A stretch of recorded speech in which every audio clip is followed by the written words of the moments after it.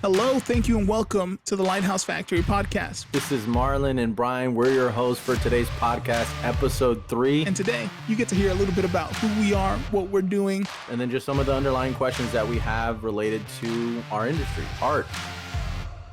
The Lighthouse Factory podcast.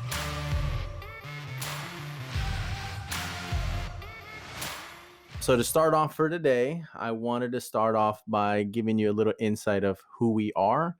So the Lighthouse Factory podcast was an idea that has been boiling now for a little while. I think you and Moses, when you guys first started having that conversation, I was kind of a third party, just giving you some ideas that I had.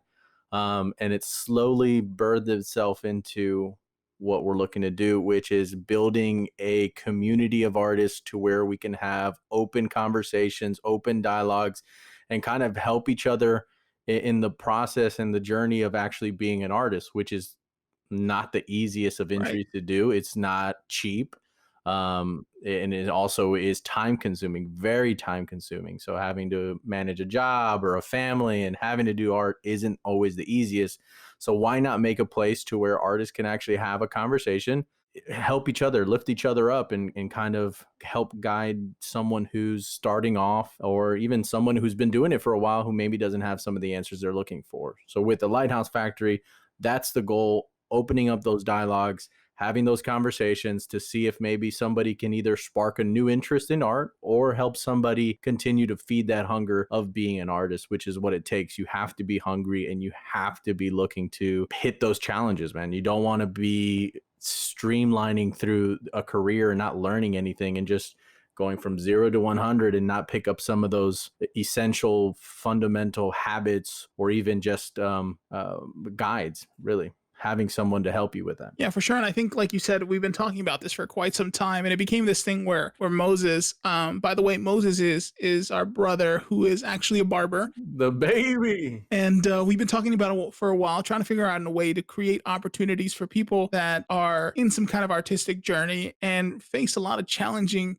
situations throughout that career. And that initial kickoff is sometimes hard. Like, for example, going to barber school or going to school and balancing work and still being creative can be a situation where it's not for the weak of heart. You know, it's draining, it's tough, and sometimes you don't see a lot of movement in your career fairly quickly. So it takes a lot of time, dedication, and kind of pushing through. You know, I was listening to someone talk the other day, and I hate that I can't remember who it is, but it was something where they were talking about, you know, if someone were to say to you, you know, you're going to hit a successful moment today, but throughout that path, you're going to lose a lot of the things that you love. Would you still want to do it? And a lot of people are going to say yes, but they're not going to know until they're actually sitting there and doing it and going through it, because, you know, I'll say this. So just to give a little bit of background, I played around with music for a while. I started in high school. Before that, you know, I played instruments and did all different kind of things where I wanted to potentially pursue a career.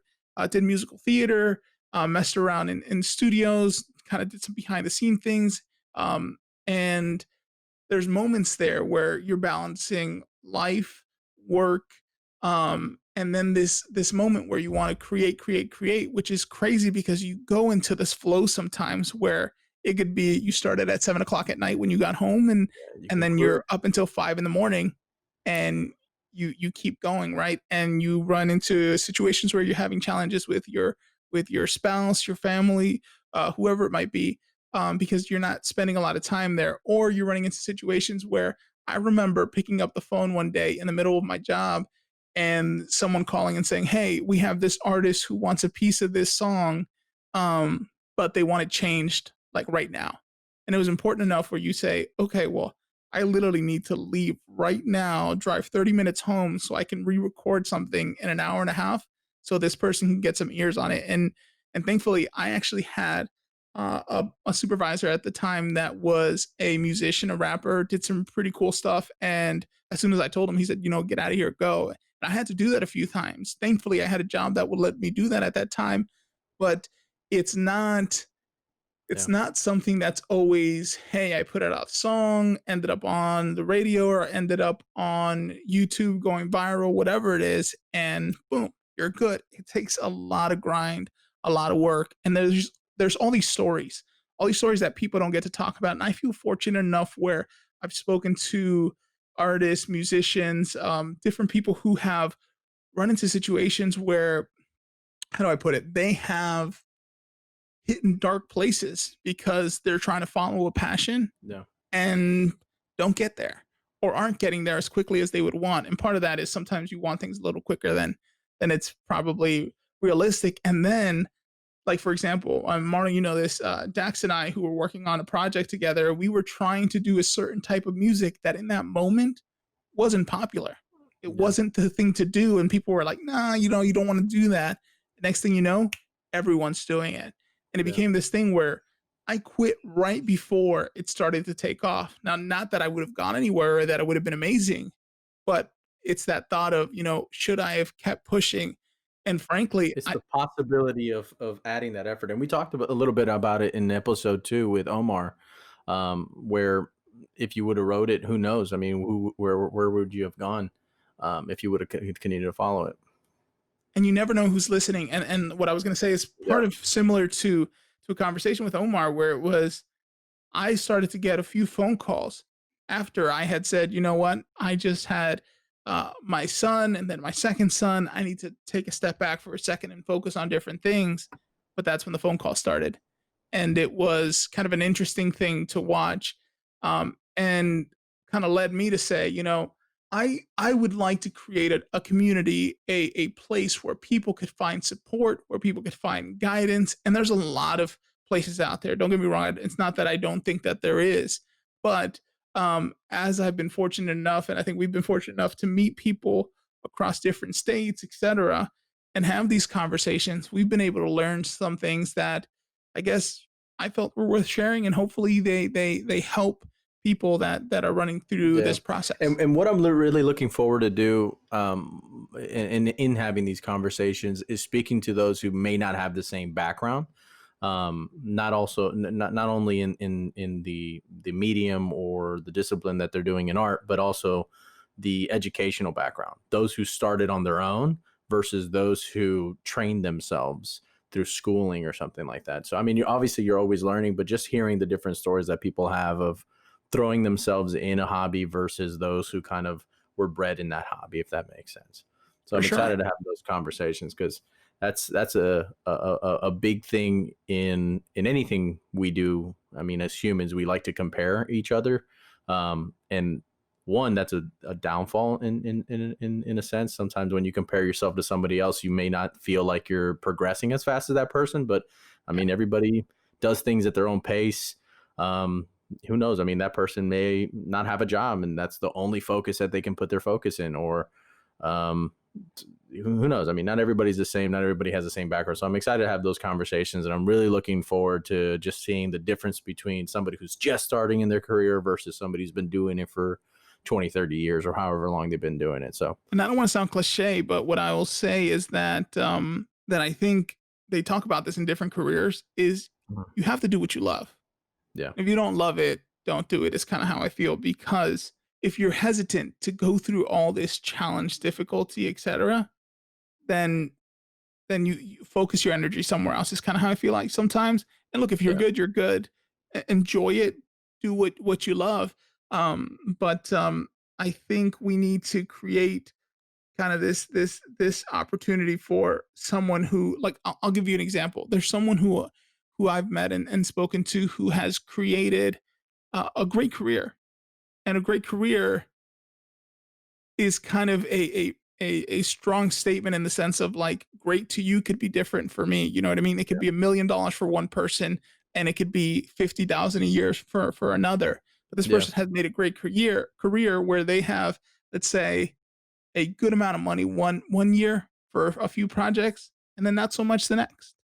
And maybe they're living in a studio apartment, um, when they have records that have been hit on the radio, etc.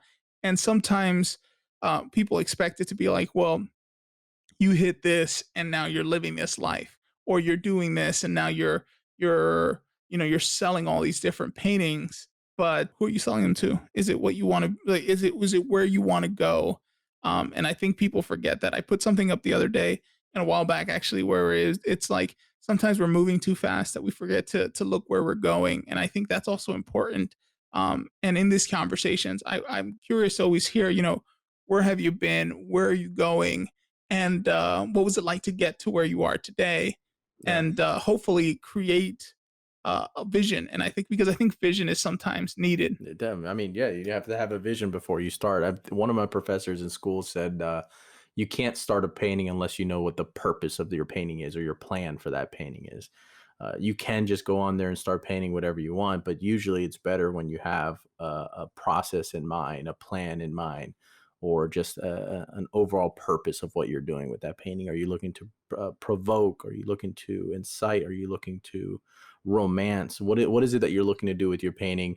Do you have that plan? Once you start it, then how the painting gets done doesn't matter, as long as you know what type of painting you're looking to have. Purpose is definitely something you have to take into consideration and always put at the forefront. When would you say the first time you sat there and you said, okay, I like singing, I like music, I want to do something with it? Do you remember that first time? It was kind of a weird process for me. Now, I liked singing, but I liked expressing myself, and this is no secret to many people, but we went through challenging times, and for myself, being able to have something Yeah. that I feel good at was important.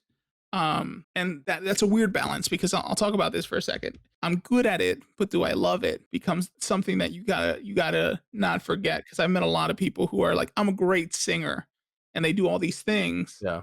They don't really like it. It's just who they feel they are and who they define themselves or what they define themselves by. And I'll put this out there because I loved painting. Yeah.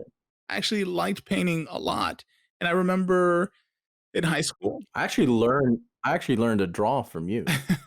Before I started doing anything. I remember you showing me how to draw eyes. That was your favorite thing to do younger, was My drawing favorite eyes. thing. You loved it. I mean, a lot of people love it now. It's like a big viral thing where people just draw eyes continuously. But I remember you just showing me, you got to do it like this, Marlon. Get the drawing done. And I really, you're the person who showed me to do that.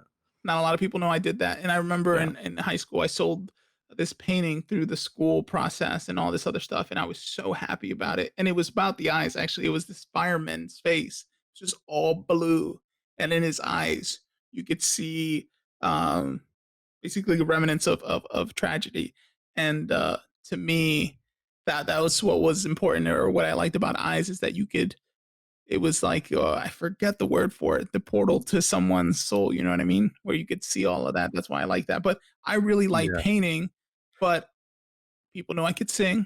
I got some support and love from that, and let's be frank for a second, I wasn't the most athletic guy, I didn't do a lot of different things even though people wanted me to play different sports because I'm 6'2" and over 200 pounds by the time I was like 13, right? So it's yeah, so Yeah, you're a it big boy. was comforting. It also made me feel more connected to my family because we come from a pretty artistic family. Yeah. And so I did all these different things, played around with it. I loved being on stage for like the musical theater stuff. It gave me a disconnect from reality and I could say, hey, I'm expressing myself. But it wasn't until like after I graduated high school, we did a bunch of things related to just life, work in construction, doing different things because we had to, right? And when I came back to Yeah. school, I said, I need to find something to connect. And that's when I met with Dax and I was missing something and just sang for a little bit. And frankly, it was something where I just got excited to sing again. And it made me feel again connected to my family, which at the time was in a whole different state. It helped me feel connected to myself because I could talk about things that I don't really get to talk about. And frankly, it wasn't the singing so much. I think it was the writing that made me excited. I love Um, to write. It's fun to write. It's fun to write. When you can find the right words to like just make an idea come across to where people are yeah, like, oh I yeah, think I the get what he's tough part talking there about, for me and is amazing. is you have to be pretty vulnerable. And look, I'm a Yeah. guy who's always tried to be self aware and conscious of like who I am, what I'm thinking, why am I thinking that? Maybe sometimes too much, right? But as you're writing, I let myself get pretty open and vulnerable, and then you find out things about yourself where you're like, I didn't know I felt that way. Yeah, you start to repeat the same thing. You're like, man, do I really feel like that, or is that just because it rhymes? And What's going on right that's now? the tough part for me at the Yeah, music at that time. It was a lot about certain things that were, what's cool, sexuality and drugs and party and yeah, whatever. And not that I wasn't down with partying and all that all the time, but like it was one of these things where there was more to say and I wanted to express myself, and that gave me a shot. And then I liked the idea at the time where people talk about, here I am, this Hispanic male grew up in Florida who loves salsa music. Shout out to Mark Anthony for a second because he's like my man. But that's your man crush for sure. I that's remember when I not told you I was going to his concert before you were so pissed. that's not fair. But uh, into all these things from like really the 90s and 80s, etc. Like I loved that music, but I was all into R&B at the time where there wasn't a lot of that where we grew up. It wasn't like people were listening to R&B Mhm. and I'd like to sing that, and there was all these negative things about it that were tied to it in that area. And I don't want to take it too far into that, but it was, oh, you're an R&B singer, like this stereotypes types you into this type of person. And I Yeah, felt like in the Hispanic community, there wasn't a lot of people who I ran into that were like, yeah, I love R&B music as well. And not to say that there was people that didn't, it's just the people I was surrounded with. And I was like, well, you could turn this song into R&B. You can turn this song into salsa. You can turn this song into merengue. You can do this and do that. And yeah, that's where it got kind of interesting for me to say, you know what, can I do something with that? And then gave it a shot to play around for a bit. And frankly, again, the vulnerability piece was tough, but also spending all that time while you're balancing at the time the oldest five brothers and sisters, right? With additional family, and we were in a situation where it was work, work, work, work, work. yeah, And then I had a baby, and how do you manage all that? Not to give excuses because I don't think it's just life choices what you prioritize at the time, but that's what sparked my interest yeah. and really said, Brian, go for it. And I enjoyed every minute of it, and frankly I'm sad that I can't do much now. What about you? What happened with you? To be honest with you, dude, I mean, growing up in church really made me want to perform. You know this, and people who know me know this. I grew up wanting to be a pastor. One, because they were performing on stage, making people feel emotions. And although I'm not the most religious person anymore, I wouldn't say I'm religious right now, but that feeling of being able to express to people and see people's emotions, whether happy, sad, whatever. I mean, being able to project an emotion onto somebody by performing was something that I loved. So I always wanted to perform, whether it was trying to be funny, singing, or art. It was always, what can I do to provoke somebody's emotion into something? Like, can I draw something? Can I paint something? Can I sing something? Or can I say a joke? So it was early on, man. So I I I look back to, you remember living in Bay Shore in Florida? So it around that time when we used to go to that church, that was a couple blocks away. It was like 2-3 blocks away, and it was in like like a small plaza. I'm Do you having a hard remember that time. Yeah. one? It was a small church, man. And yeah, no, Yeah. we've been to so many churches, ridiculous. But it was one that was there, and I remember the band that was there. Dad sang one song with them, and I was like, oh man, I want to perform. I want to play the guitar. I want to do something. Although I haven't learned the guitar yet. I'm practicing, but that's when I remember saying, okay, I want to do something that's performing. So since then, my problem is I like to dip my hand in everything. So I like to do art. I like to do music. I like to write. I'm actually trying to That's write a awesome. children's book right now, and seeing that and using my imagination, especially now that having a baby girl, like I'm constantly thinking of, okay, what kind of stories can I tell her when she grows up, because I can't tell her the big boy stories now. I gotta think of little kid stories. I can't cuss, so I'm like filtering myself. But it was early on, man. I knew I wanted to do something. And if I look back, I kind of look back at my art, and I'm like, I mean, I wasn't really that good. It took a lot of practice. When people look at some of the stuff I do now and they congratulate me, oh, you did great, whatever, I'm just like, man, or you how do you do this or whatever. It's just practice, man. Because I wasn't always that good. I didn't think I was good. I actually remember a friend of mine, Pedro, when we lived in Naples, he actually made fun of me and said that I was a tracer. He would always call me a tracer. And I'm like, I'll draw right now, right in front of you. Get a piece of paper, whatever you want to draw, call it out. We'll draw it. No tracing. But yeah, no, I used to get made fun of it because he didn't think I was an artist Well, or whatever. But yeah, well, I mean, with practice, you get there. So it was really early on where I was like, you know yeah, what, and I'll I touch want on to this really real be good quickly at because something. I think that's another thing. I think sometimes people feel locked into a specific type of art, let's say, where it's no, you're a singer, you're a singer, you're a Yeah, painter, you're a painter, you're a tattoo artist, and some of those kind of intertwine there. But I real a lot of the people that I've met that are extremely creative dabble in a lot of different things, and some are amazing yeah. at multiple things. Now, another thing that I'm noticing with artists, we're really becoming really good salesmen.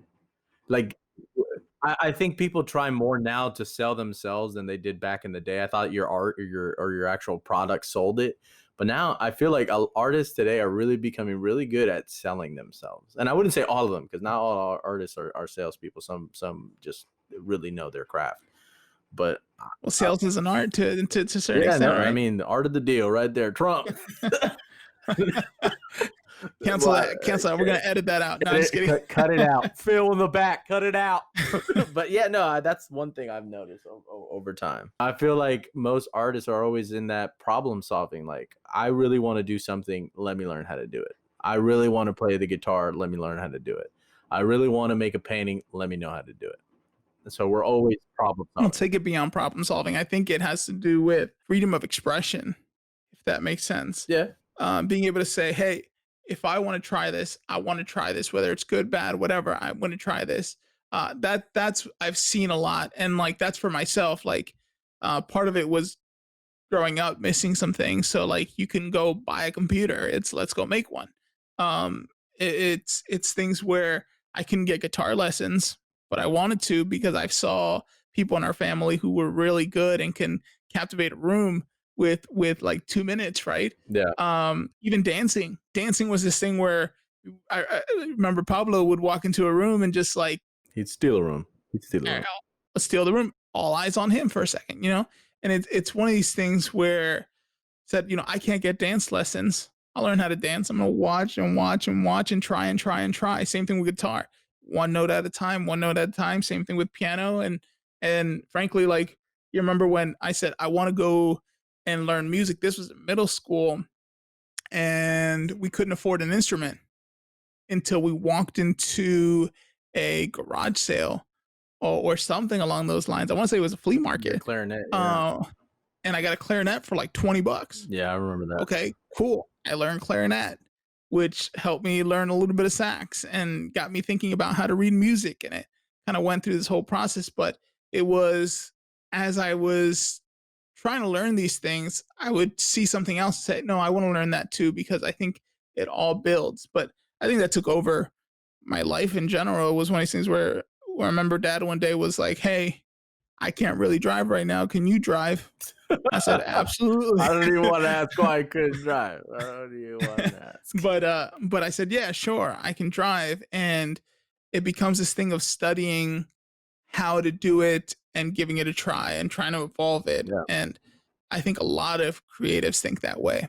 And I think a lot of creatives are also very entrepreneurial, going back to the sales component, where um, just like, for example, Born, who we spoke to on the first episode, was not only a rapper, but he does a plethora of things, which is it's exciting to watch, and he's capable of doing all of them, and he does really great at these Yeah. things. I mean, Um, but voice some people would sit down and say, "Hey, you're just a rapper. Be a rapper." and the voice acting. When he brought that up, I was just I wouldn't have ever guessed the rapper being a voice actor. And I knew that because I saw it, and my kids have seen it, and I've after talking to him again played it a few times, and it's hilarious. It's great to watch. I mean, like he's extremely talented. Yeah, no, but I mean, that's what I'm really looking forward to is having these conversations. I know your story. I mean, we've talked about this multiple times.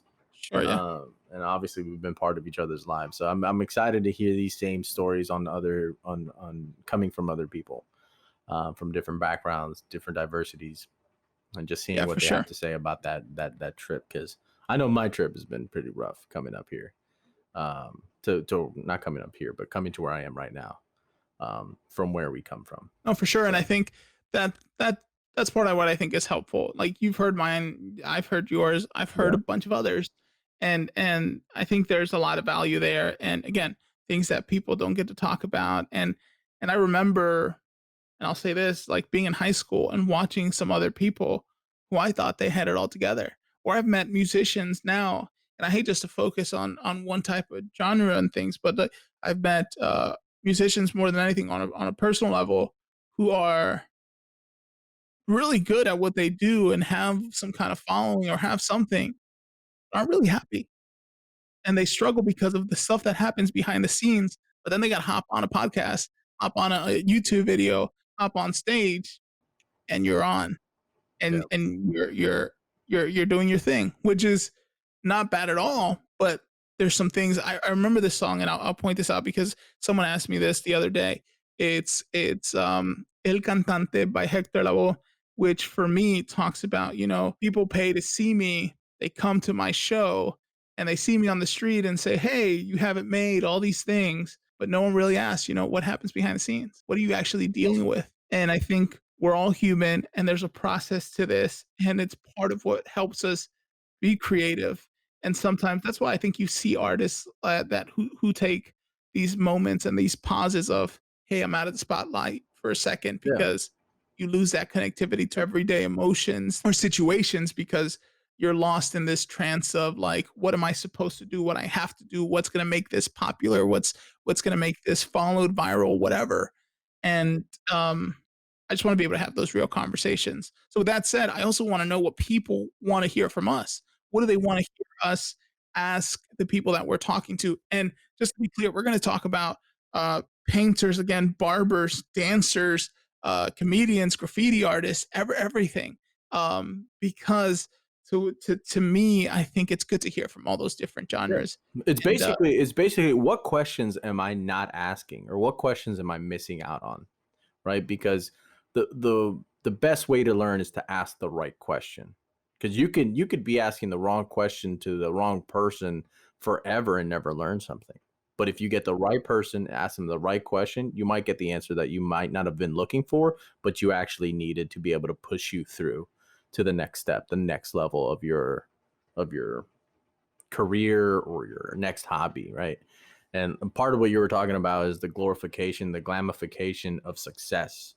Um, but people don't actually look at the grind that it takes. I can't wait to hear those questions that I'm just maybe missing out on, um, or maybe just don't even know to ask. I'm being ignorant in somebody else's um, discipline. with that said, if you're listening, thank you so much. I can't tell you how much we appreciate it. We hope that we're adding some kind of value into your life, into your career. We know that time is valuable and that we should be extremely fortunate just to be able to spend that time with you. If you made it to this far in the DVD or podcast, you've won a new car. Who's paying for it? I'm not paying for it. No, so Uh, disclaimer, I lied. Disclaimer, I lied. if you're following us on like Instagram, on YouTube, on Facebook, I know there's these different platforms. So we're on all these different podcast platforms, but comment on some of these things. Let us know what you want to hear. Let us know who you'd want us to talk to. And again, we'll talk to a variety of different people from different industries, but also from early on in their career to later on in their career. If we can share the story, we'll share the story. So let us know. We're happy to talk through it. And I can't wait to share the next few interviews that we have. And I think there's a lot more to come, and we hope that we can continue to do this for a period of time where it brings value to I'm everyone. excited we got these first two out the way. And that was our first go, learning how to do this, getting all the technical difficulties out of the way, and finding the time. Now moving forward, we're structuring, we're organizing. Luckily, right now we have the time. Unfortunately, during all this going on, everything just feels like, man, I feel like I can't get a break. hopefully these conversations will maybe light a fire in somebody to be, you know what, I want to do something while I have this time. Maybe hearing an artist or hearing somebody who's either non-successful or successful in their career, maybe spark an interest in you. So Marlon, close it out. Tell people where to go, what to do, and let's prepare for the next podcast. The first thing you need to do is go to our website at www.thelighthouseFactory.com. You can email us at thelighthouseFactoryOwner@gmail.com. You can comment on our Facebook page, like our page, share our pages through Facebook, Instagram. And I'll say this, the idea of the Lighthouse Factory was to kind of shine a guiding light to those navigating what we consider to be sometimes stormy seas that kind of fluctuate, right? Sometimes cool, sometimes dark, sometimes cloudy, sometimes wavy, sometimes not. And it's, can we create a guiding light for people? Beyond this podcast, we're looking to make moves in our community the best we can. Hopefully soon to have this coronavirus get out of here so we can start leaving our homes, so we can start working on workshops, classes, open seminars, doing more of the conversation, more outreach, so that way we can maybe reach out to those who maybe don't have a computer to listen, because I know for the longest time we didn't have a computer. I know a long time I didn't have a phone. So for those who are missing out on these episodes, if you're now listening back to it years later from now, hopefully that's the case. If not, we hope to reach you. We hope to reach all of you and open up that conversation. Please hit the like button, hit the share, hit the follow. I feel like I'm selling myself, but at the same time, I'm hoping that by doing so, we may reach that one person that needs to hear us. There's always that one person. And I remember growing up, hoping that I keep looking back and I'm saying, oh, I wish I had somebody who was there to tell me this. I wish I had somebody to motivate me to do that. And maybe I missed the opportunity, or maybe I missed a person, or misunderstood the person that was trying to do that for me. Hopefully now moving forward, I can reach that one person that might be looking for that little push, that little motivation, the answer, that little question, whatever it may be. We hope to reach you through those platforms. Well, again, thank you so much. Look forward to having you join us on the next few episodes. Got a lot coming out. Can't wait to share those experiences with you at the Lighthouse Factory. Again, Spotify, Google, Apple, Pandora, iHeartRadio, all these things. You can find us there. But again, the idea is to connect. Let us know if there's anything that we can do for you, anything that we can share. And can't wait to do more. All right. Take care.